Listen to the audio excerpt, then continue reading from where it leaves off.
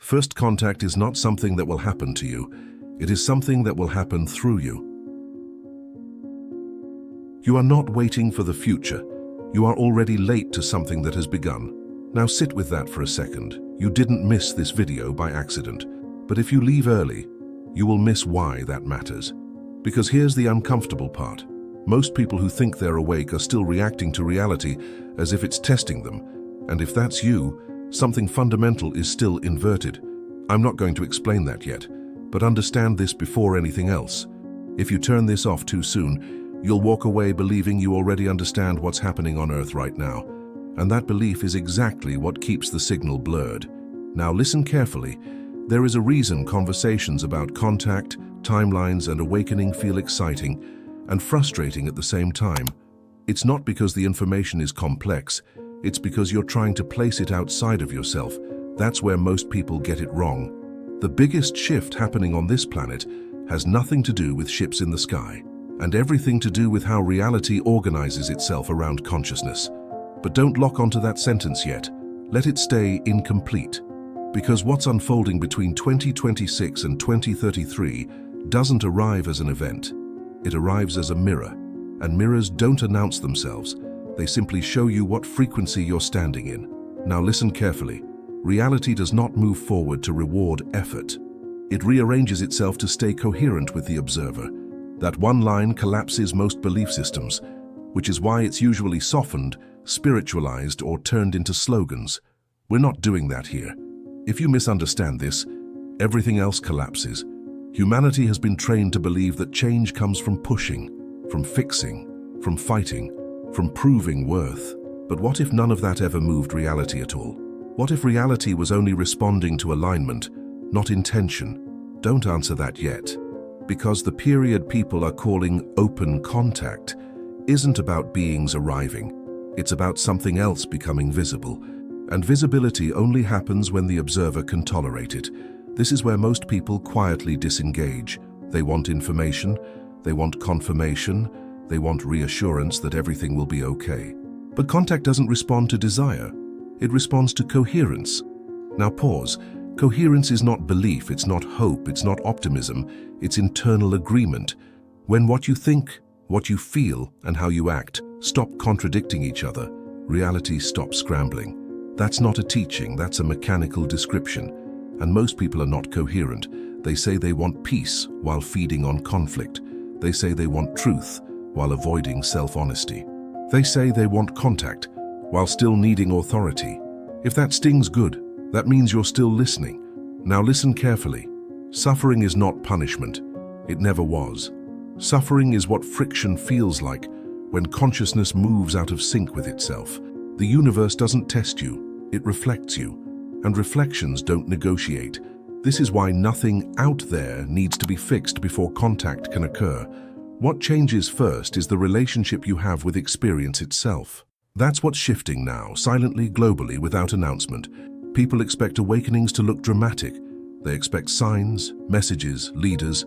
But awakenings look like boredom with old reactions, like loss of interest in outrage, like no longer needing to be right. Those aren't exciting, they're destabilizing, because identity was built on resistance. Now here's something most people don't notice. Forgetting is not a failure of memory. It's a feature of immersion. You didn't forget who you are by accident. You forgot so the experience could feel real, and experiences only teach when they feel real. If you remembered everything, nothing here would matter. So when people ask, why don't we remember contact? They're asking the wrong question. The real question is what version of you could remember it? And that's where timelines come in. Not as science fiction, not as fantasy, but as parallel coherence states. Every version of you exists right now. Not in the future, not in the past, right now. And you don't move through time to reach them, you tune. This is where most explanations fail. They describe timelines like destinations, but timelines are not places. They're agreements. Agreements between perception and expectation. And when enough humans stop agreeing with fear-based interpretations, something becomes possible that wasn't before. Not because it was forbidden, but because it was incompatible. Now listen carefully. Contact does not begin when beings appear. It begins when authority dissolves. As long as humans look upward for validation, contact stays indirect, because advanced intelligence does not interact with dependency. It interacts with equivalence. That's not superiority, that's physics, which is why the early stages of contact don't look like meetings. They look like conversations that challenge your assumptions. They look like ideas that refuse to sit comfortably. They look like realizations that arrive before proof. This is why many people sense something is coming, but can't explain what. Because what's coming isn't external, it's relational, a new way of relating to existence itself. Now here's the part that unsettles most people. There is no single Earth moving toward contact. There are many, and you don't convince others to join yours. You simply stop matching the frequency of the one you don't prefer. This is where misunderstanding happens. People hear this and think it means separation, abandonment, escapism. It doesn't. It means resonance. You still see other versions, you just stop being affected by them. Like watching a movie without needing to jump into the screen. This is why global chaos and personal peace can coexist. Not because one cancels the other, but because they're no longer on the same track. Now listen carefully. If you misunderstand this, everything else collapses. The years between 2026 and 2033 are not a countdown. They are a window where enough humans are choosing internal coherence over external control. That creates a threshold, and thresholds don't announce themselves. They reveal themselves only after you've crossed them, which is why many will say nothing happened, and others will quietly say nothing at all, because their experience won't translate. Not yet. This is also why you're hearing more about parallel selves now. Not because it's trendy, but because identity is loosening. When identity loosens, perspective widens. And when perspective widens, reality becomes negotiable, not manipulable, negotiable. Big difference. Now here's an attention reset. Now listen carefully. Reality is not a reward system, it's a feedback system. If you're waiting for permission, you're tuning to a version of Earth that still runs on hierarchy. If you're waiting for proof, you're tuning to a version that still externalizes authority. If you're waiting for rescue, you're tuning to a version that delays contact indefinitely. No one is judging that. But it matters, because the alliance people talk about is not political. It's vibrational. Membership isn't granted, it's matched. And Earth doesn't join as a planet. Humans join as frequencies. This is why no announcement satisfies everyone, because not everyone is in the same reality. Now pause again. Ask yourself this without answering out loud. Do you still believe effort earns reality? Or do you sense that reality reflects coherence instead? Don't comment yet. Later, I'll ask you to comment a single word that signals which version of yourself is listening. Not yet. Because the most important insight in this entire discussion does not come now. And if you leave before it arrives, you'll walk away thinking this was about extraterrestrials. It's not. The realization that changes how you interpret contact comes later, much later. If you leave now, you'll misunderstand everything that follows. So stay. Now listen carefully. The idea of a silent global awakening sounds dramatic, but silence is the point. Noise belongs to resistance. When resistance fades, things happen quietly. You don't announce balance. You notice it. You don't broadcast alignment. You embody it. And embodiment is what advanced civilizations recognize, not words. Not beliefs, not symbols, coherence. That's why rituals eventually fall away. Not because they're wrong, but because they're no longer needed.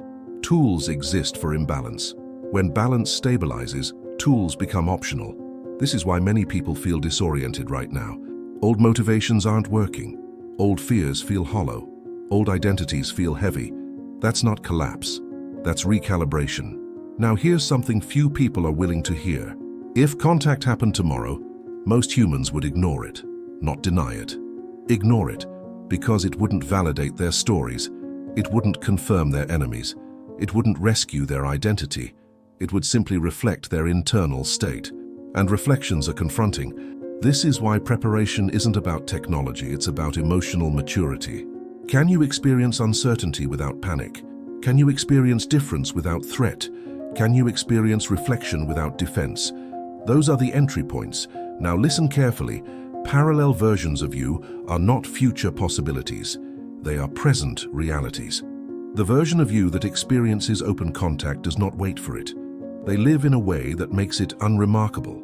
That's the paradox.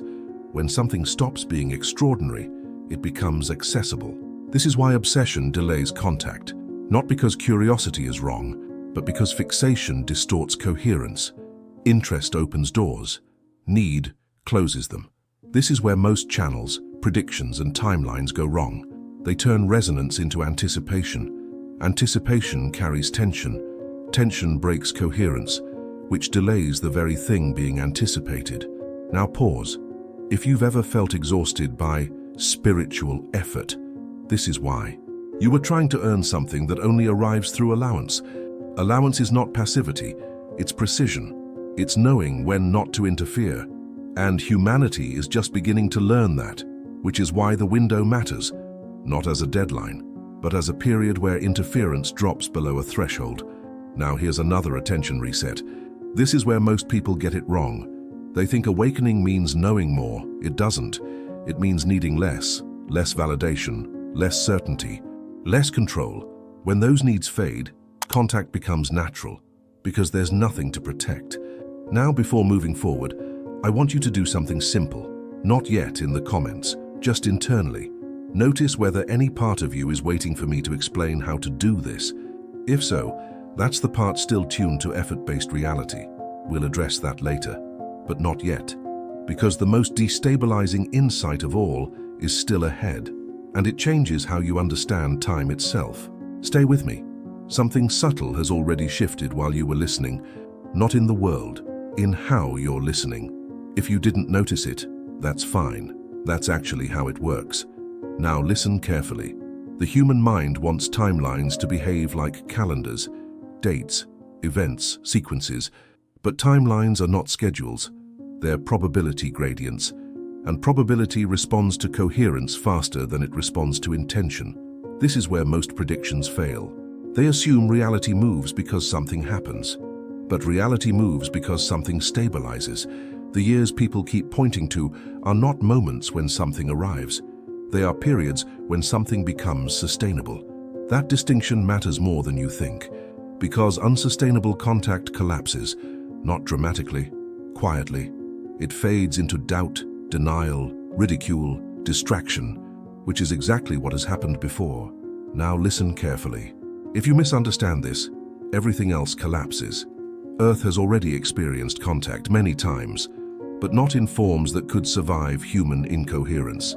So the memory fractures, the story degrades, the meaning dissolves. Not because it wasn't real, but because it wasn't stable. Stability is the missing variable, and stability doesn't come from belief, it comes from internal agreement. This is why parallel versions of Earth exist, not as science fiction, but as coherence containers. Each version supports what its inhabitants can emotionally metabolize. Fear-heavy Earths produce fear-validating experiences. Control-heavy Earths produce authority-driven narratives. Trust-based Earths produce transparency. No one version is better. They're simply different reflections.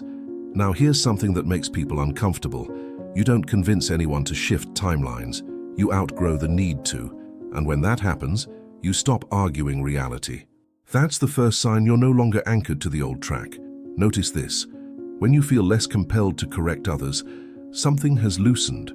That's not apathy. That's alignment. Now listen carefully. The idea of an alliance isn't new. What's new is humanity becoming capable of non-hierarchical relationship. Most people think hierarchy is about power. It's not. It's about dependency. As long as humans seek guidance instead of resonance, contact remains filtered.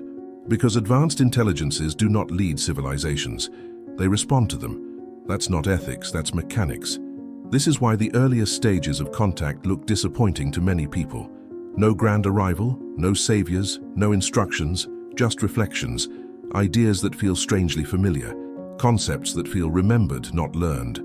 That's intentional, because remembering activates coherence faster than learning. Now here's the part that most channels avoid.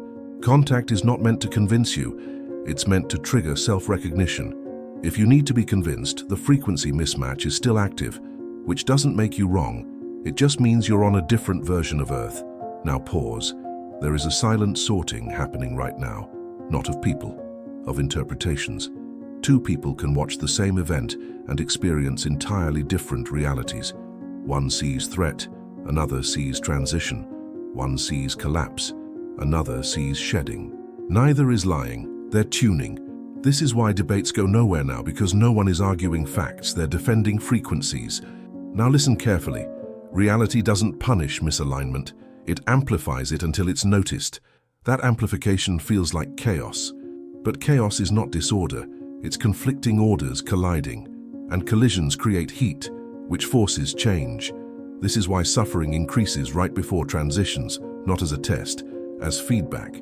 If something hurts, it's not because you're failing. It's because something is no longer coherent, and incoherence cannot sustain itself indefinitely. The most important insight about timelines and contact does not come yet.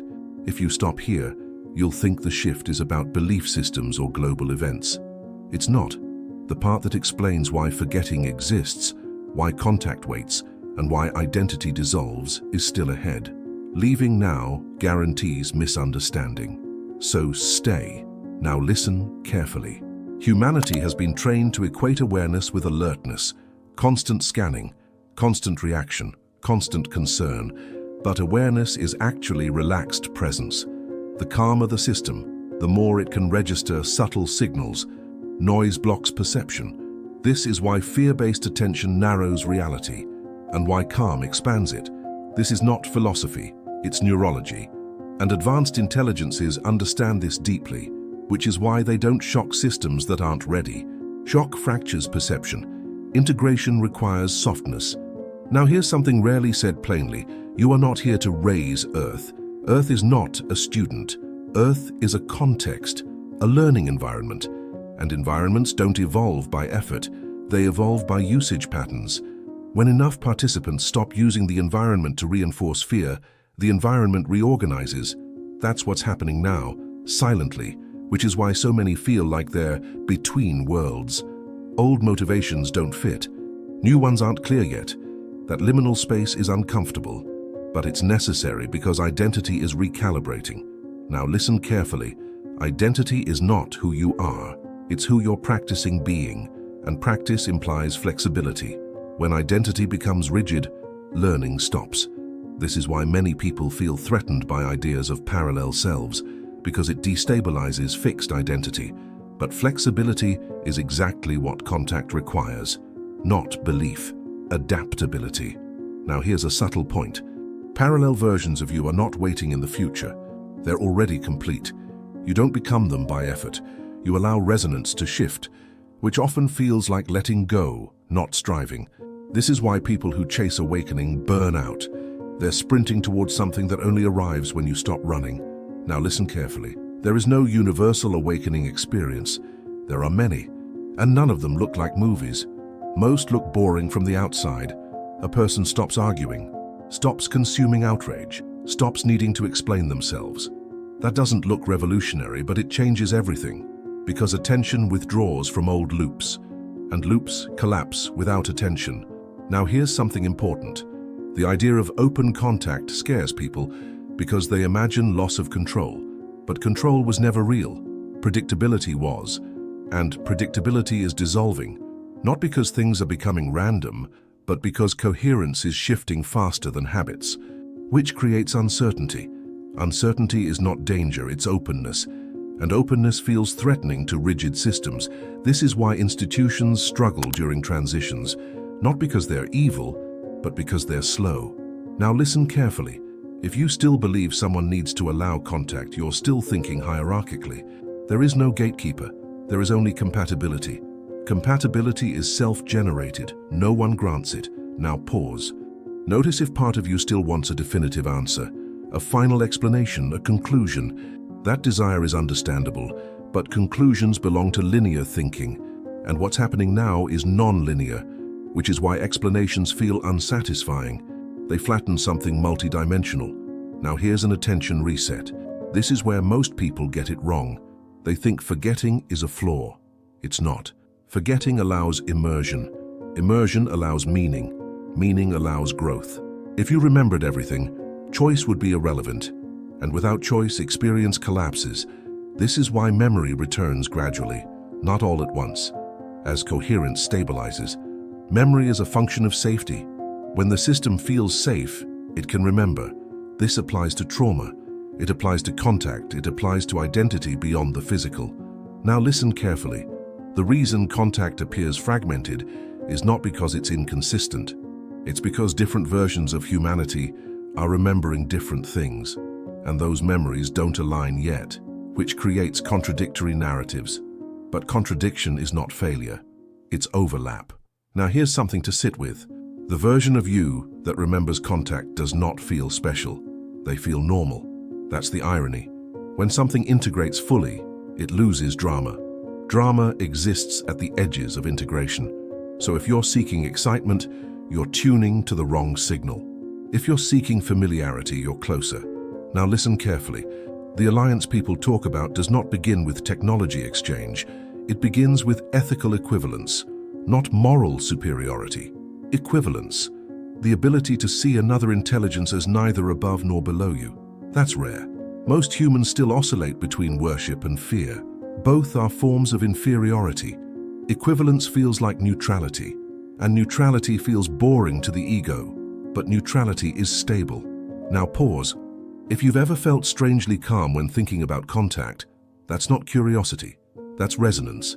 If you felt excitement mixed with anxiety, that's anticipation, different signal. Now here's something most people aren't ready to hear. The timeline window is not fixed. It expands or contracts based on collective coherence, which is why dates shift. Not because predictions fail, but because the system is dynamic. This frustrates people who want certainty. But certainty is incompatible with free systems. Now listen carefully. If contact arrived in a way that removed uncertainty, humanity would regress, not evolve, because growth requires choice under uncertainty, which is why contact never removes ambiguity completely. It always leaves space for interpretation. That's not manipulation, that's respect. Now we're approaching something important, not yet the core, but closer. Notice how little this has been about external beings. That's intentional. Because the biggest misunderstanding is thinking contact is about them. It's not. It's about how reality responds when consciousness matures. Advanced civilizations are a side effect of that maturation, not the cause. Now here's another pause. In a moment, I'll ask you to comment a specific phrase, not now, later, because the final comment invitation isn't about interaction, it's about alignment, and you'll feel when it's time. For now, just stay present. Because the next section begins to destabilize time itself, and if you're not grounded, you'll try to intellectualize it, which misses the point. So take a breath and stay. Time doesn't move the way you think it does. It never did. You were taught to imagine time as a line because lines feel controllable. Past behind you, future ahead. Now as a thin point you're supposed to stand on. But that model only works when consciousness is narrow. And consciousness is not narrow anymore. Now listen carefully. If you misunderstand this, everything else collapses. Time is not something you travel through. Time is something that organizes itself around attention. Where attention stabilizes, experience thickens. Where attention loosens, experience thins. This is why certain memories feel closer than yesterday, and why some futures feel strangely familiar. That's not imagination, that's proximity. Parallel versions of you are not separated by distance. They are separated by coherence. When coherence shifts, access shifts, not physically, experientially. Now here's where people get uncomfortable. You are already living multiple timelines, not sequentially, simultaneously, but your nervous system can only render one clearly at a time. So it chooses the one that feels most internally consistent. Consistency is safety. This is why dramatic change feels dangerous, even when it's positive. The system prefers familiar pain to unfamiliar neutrality. Now listen carefully. The period people keep pointing to, those years, are not the future. They are convergence zones. Moments when enough versions of humanity overlap that shared experience becomes possible. Not mandatory, possible. That's a critical distinction. Nothing forces alignment. Alignment attracts overlap, and overlap feels like events. Now pause. If you're waiting for proof, you're still positioned outside the experience. Proof is a byproduct of distance. Participation doesn't need it. This is why the earliest stages of open contact feel underwhelming. No spectacle, no interruption of daily life, just a subtle sense that the background rules are changing. Conversations feel different, silence feels louder. Old fears don't hook the same way. That's not boredom, that's recalibration. Now listen carefully. There is a version of Earth where open contact already happened, not as invasion, not as revelation, as normalization. Children grow up knowing consciousness isn't local. Adults don't romanticize it. It's just how things work. That version doesn't feel advanced, it feels calm. And calm is what most people overlook, because calm doesn't sell urgency, but calm is the signature of coherence. Now here's something subtle. If you feel drawn to timelines instead of dates, you're already shifting. Dates belong to control-based thinking. Timelines belong to relational thinking. Relationship between state and outcome. That's more accurate. Now listen carefully. The biggest misunderstanding about awakening is thinking it's about gaining information. It's not. It's about losing resistance. Information adds weight. Resistance creates friction. Friction creates heat. Heat creates urgency. And urgency keeps the loop running. When resistance drops, urgency dissolves. And things happen without drama. This is why some people miss major transitions. They don't miss them. They simply integrate them quietly. No story, no announcement, just a different way of being. Now here's an attention reset. This is where most people get it wrong. They think silence means nothing is happening. Silence is where integration happens. Noise is where compensation happens. If your inner world has gotten quieter lately, that's not stagnation, that's synchronization. Now listen carefully. The reason suffering has intensified globally is not because things are getting worse. It's because misalignment is harder to ignore. Old structures amplified stability through repetition. Now repetition no longer works, so misalignment surfaces faster. That feels like acceleration, but it's actually compression. Time compresses when coherence increases, which is why everything feels like it's happening at once. Now pause. Notice how often you feel like you're running out of time. That sensation isn't about deadlines. It's about outdated identities expiring. Identity has a shelf life, and when it nears the end, urgency appears. Not to push you, to prompt release. Now listen carefully. You were never meant to carry one identity forever. Identity is a tool. Tools get put down when they stop working. Clinging to them creates pain. Letting them go creates space, and space allows new alignment. Now here's something rarely acknowledged. The idea of a silent global awakening sounds contradictory. Awakenings are supposed to be dramatic, personal, emotional, but global shifts are subtle. They move through habits, not epiphanies. People stop reacting the way they used to, stop feeding outrage, stop needing enemies. That doesn't trend, but it changes the field, and the field determines what's possible. Now listen carefully. Advanced intelligences don't wait for permission. They wait for compatibility. Compatibility is emotional, not intellectual. If your system is dominated by fear, contact amplifies fear. If your system is grounded, contact feels ordinary. This is why some people experience the same idea as threatening and others as reassuring. Same signal, different receivers. Now here's something to consider. The reason open contact is described as a timeline instead of an event is because it unfolds through relationship. Relationship takes time, not because it's slow, because it's layered. Trust builds gradually, even between species, especially between species. Now listen carefully. If you expect contact to solve humanity's problems, you're projecting dependency. Dependency creates hierarchy. Hierarchy blocks equivalence. Equivalence is the doorway. No one walks through a doorway above or below someone else. They walk through side by side. Now pause. If that idea feels strangely relieving, you're closer than you think. If it feels disappointing, part of you still wants rescue. That's not wrong, just honest. What you're about to hear next is the most easily misunderstood part of all of this. If you stop listening now, you'll likely turn this into another belief system or dismiss it as abstract. Either reaction misses the point. The reason forgetting exists, the reason timelines overlap, and the reason contact unfolds slowly all converge here. So stay. Now listen carefully. Forgetting is not the opposite of remembering. It's the container for meaningful memory. Without forgetting, experience flattens. Nothing stands out, nothing matters. Forgetting allows contrast. Contrast allows choice. Choice allows growth. This is why consciousness willingly limits itself, not as punishment, as exploration. You didn't forget because you fell. You forgot because you leaned in. Now here's the part that changes how time works. Memory does not return all at once because identity cannot hold it all at once. As identity softens, memory seeps back, not as facts, as familiarity, as recognition, as resonance. This is why some ideas feel obvious the first time you hear them. You're not learning, you're realigning. Now listen carefully. The future you is not waiting for you. The future you is broadcasting backward, offering coherence. When you feel drawn to a version of yourself that feels calmer, clearer, more neutral, that's not aspiration. That's signal matching. You tune toward what feels internally consistent. Now pause. If you've ever felt like you're being gently pulled instead of pushed, that's alignment. Pushing is ego, pulling is coherence. Now here's something subtle. The alliance people talk about is not a group you join. It's a frequency of relationship. You don't enter it, you resonate with it. And when enough people resonate, shared experience emerges. Not announced, not declared, just lived. Now listen carefully.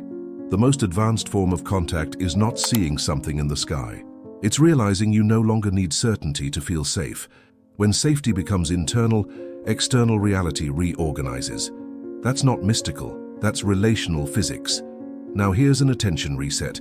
If you misunderstand this, everything else collapses. Nothing is being hidden from you, nothing is being delayed to test you. There is no threshold you fail. There is only coherence stabilizing at its own pace. Impatience doesn't speed it up. Relaxation allows it. Now pause. Notice how different that feels from effort. Effort strains. Relaxation integrates. Now listen carefully. The version of Earth that enters open contact does not feel triumphant. It feels settled. People still have jobs, still argue sometimes, still forget things. But the background fear is gone. The sense of being alone in the universe dissolves quietly, not replaced with awe, replaced with normalcy. And that normalcy is the real shift. Now here's the final invitation. Not to act, not to decide, just to notice. If something in you feels recognized rather than convinced, you're already participating. Now and only now, leave a comment with this exact phrase, "I'm already here," not as a declaration, as a resonance marker, identity-based. No explanation needed. Now listen carefully as we move into the ending. There is no conclusion here, only continuation. You won't reach the alliance. You'll notice one day that your questions have changed. That fear no longer organizes your curiosity. That silence feels supportive instead of empty. And when that happens, nothing dramatic will occur. Life will simply feel more aligned, more precise, less urgent. That's how transitions complete, quietly, without witnesses, without closure. And even now, as this continues, you're not at the end of anything. You're just no longer at the beginning you thought you were. So stay with that. Let it echo, and notice what shifts next.